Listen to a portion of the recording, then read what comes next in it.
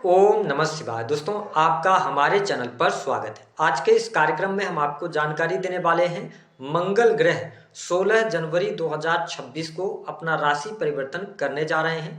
तो मंगल के राशि परिवर्तन का प्रभाव कुंभ लग्न या कुंभ राशि वालों पर किस प्रकार से पड़ने वाला है, आने वाले 45 दिनों तक उच्चस्थ मंगल आपको किस प्रकार से प्रभावित करेंगे, जीवन के किन क्षेत्रों में आपको सफलता प्राप्त होने वाली है, वही किन क्षेत्रों में आपको सावधानी रखनी है, विस्तार से इस वीडियो में हम चर्चा करेंगे।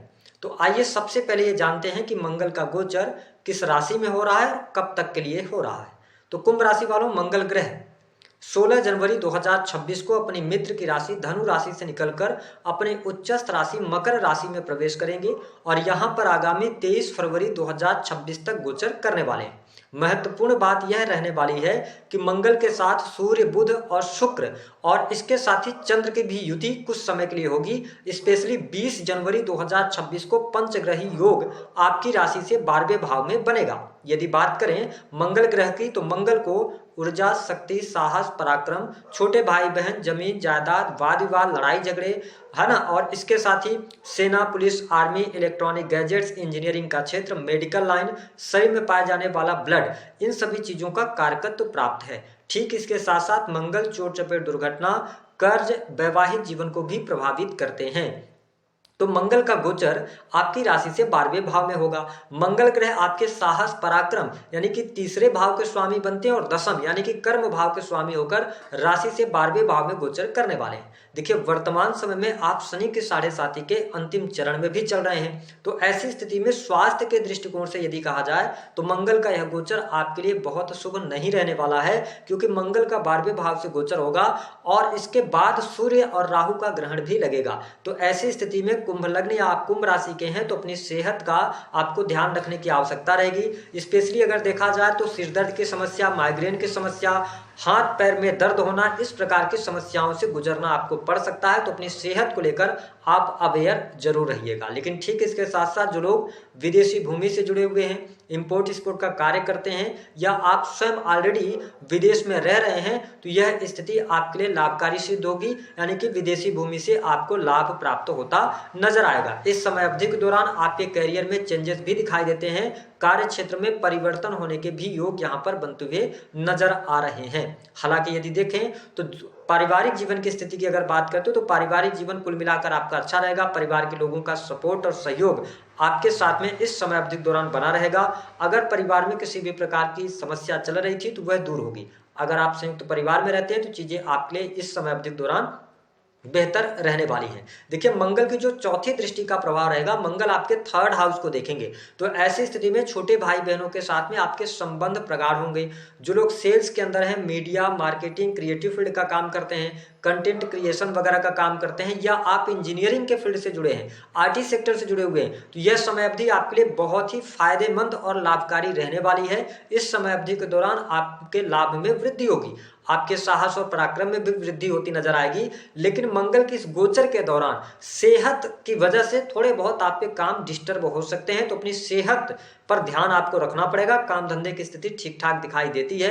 जो लोग प्राइवेट सेक्टर के अंदर नौकरी पेशा जीवन में हैं उनके लिए भी परिस्थितियां अच्छी हैं, लेकिन कुछ लोगों के जीवन में नौकरी में परिवर्तन या नौकरी छूटने की भी स्थिति बन सकती है। इस स्थितियों के साथ आपको आगे बढ़ने की यहाँ पर ग्रह सितारे सलाह दे रहे हैं। स्पेशली अगर देखा जाए तो इस समय अवधि में जो अपेक्षाएं आप अपने आप से लगाकर बैठे हैं, उन अपेक्षाओं पर खरा नहीं उतरेंगे आप। आपको लगेगा कि जिस कैरियर में आप हैं उसमें अब परिवर्तन करने का टाइम आ गया। लेकिन कुंभ लग्न या आप कुंभ राशि के हैं तो इस समय अवधि के दौरान किसी भी प्रकार के परिवर्तन से आपको बचने की सलाह ग्रह सितारे दे रहे हैं। जो लोग बिजनेस व्यापार से जुड़े हैं तो देखिए, यहाँ पर मंगल और सूर्य आपके 7वें भाव के स्वामी बनते हैं और केतु आपके 7th हाउस से गोचर कर रहे हैं। ऐसी स्थिति में काम धंधे में स्थिरता आपके लिए रहने वाली है। लेकिन अगर आप किसी बड़े इन्वेस्टमेंट की तरफ बढ़ना चाहते हैं तो आप इस समय अवधि के दौरान बहुत सोच समझकर इन्वेस्टमेंट कीजिएगा, ताकि आगे चल के आपको नुकसान ना हो। क्योंकि सप्तमेश जब 12वें भाव से गोचर करेंगे, उसके बाद राहु के साथ सूर्य का ग्रहण लगेगा। तो ऐसी स्थितियों में जो बिजनेस, जैसा बिजनेस आपका चल रहा है उसी को आप आगे बढ़ाने का प्रयास कीजिएगा। छोटे मोटे निवेश होंगे जो बहुत ज़्यादा जरूरी होंगे, उन्हीं के साथ आप आगे बढ़िएगा। इसके अतिरिक्त पार्टनरशिप अगर आप कर रहे हैं तो पार्टनरशिप इस समय अवधि के दौरान टूट सकती है। इंडिविजुअल बिजनेस व्यापार में मेहनत के आधार पर ही आपको सफलता प्राप्त हो पाएगी।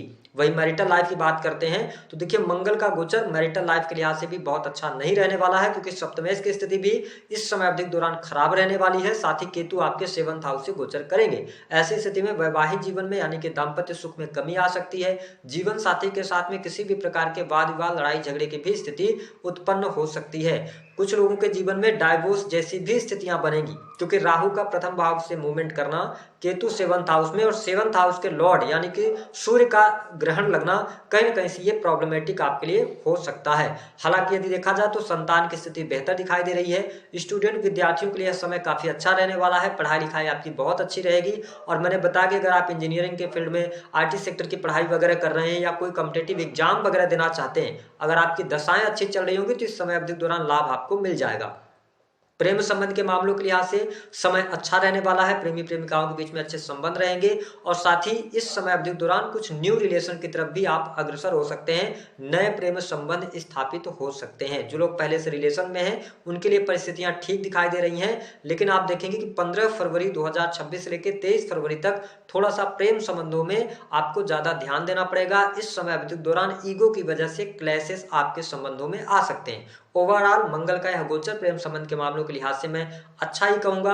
और इसके साथ साथ जो लोग कर्ज की अधिकता से परेशान हैं तो कर्ज से बाहर निकलने का अवसर निश्चित तौर पर मिलेगा। देखिए, मंगल की जो 7वीं दृष्टि का प्रभाव है कर्क राशि पर दृष्टि डालेगी, आपके 6ठे भाव पर, जहां पर कर्क राशि आती है जो कि इनकी नीच की राशि होती है। ऐसी स्थिति में कार्यस्थल पर आप प्राइवेट सेक्टर के अंदर नौकरी कर रहे हैं, गवर्नमेंट सेक्टर के अंदर नौकरी कर रहे हैं, तो वरिष्ठ अधिकारियों के साथ में किसी भी प्रकार के वाद विवाद से बचने की सलाह ग्रह सितारे दे रहे हैं। यदि इस समय अवधि को आप अच्छे से निकालते हैं, शालीनता के साथ निकालते हैं, तो आपके लिए अच्छा रहेगा। मंगल की 8वीं दृष्टि का प्रभाव आपके 7th हाउस पर रहेगा, जहां पर थोड़ा सा आपको ध्यान देना पड़ेगा, यानी कि थोड़ा सा जीवन साथी की हेल्थ, जीवन साथी के साथ में वाद विवाद, अलगाव जैसी स्थितियां ना बने, इस पर आपको ध्यान देने की आवश्यकता रहेगी। हालांकि लाभ के दृष्टिकोण से अच्छा समय रहेगा, यानी कि अगर आपका इंपोर्ट एक्सपोर्ट का कार्य है या आप घर से दूर रहकर कोई बिजनेस व्यापार कर रहे हैं, विदेश से जुड़े हुए हैं, तो इन सभी चीजों से लाभ मिलेगा। धन की स्थिति सामान्य तौर पर अच्छी कही जा सकती है। धन तो आएगा, लेकिन इस समय अवधि के दौरान धन का खर्च भी बना रहेगा,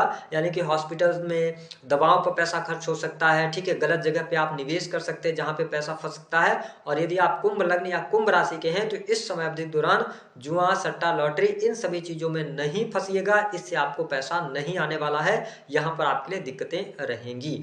उपाय क्या करेंगे? कुंभ लग्न या कुंभ राशि के आप हैं तो आपके लिए सबसे अच्छा उपाय रहेगा कि मंगल 12वें भाव से गोचर कर रहे हैं, तो इस समय अवधि के दौरान आपके सामने कोई भी व्यक्ति आपसे पैसा मांगता है, बहुत जरूरत बताता है, तो भी अपने पैसे नहीं दीजिएगा, क्योंकि इस दौरान यदि आप पैसे देंगे तो पैसे वापस नहीं आएंगे।